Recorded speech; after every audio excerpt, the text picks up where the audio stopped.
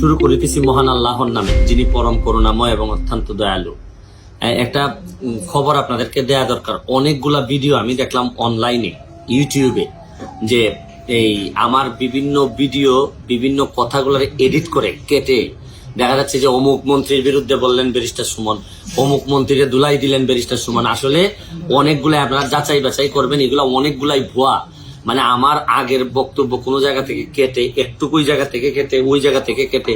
গতদিন দেখলাম যে শিক্ষামন্ত্রীকে কিসে কি করলেন, দুর্নীতি ফাঁস করে দিলেন। এগুলা একেবারেই সত্য না।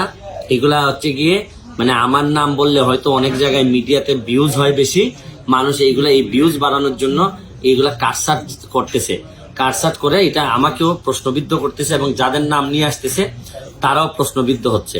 তা আমি যারা এইসব করতেছেন তাদেরকে আমি বলতেছি যে আপনাদেরকে প্রয়োজনে আইনের আওতায় নিয়ে আসা হবে এবং অবশ্যই কারো সম্মানহানি আমার মধ্য দিয়ে করবেন না। প্রকৃত যেটা এটা আমি আপনাদের সামনে আমার অ্যাকাউন্ট থেকে আমি তুলে ধরবো।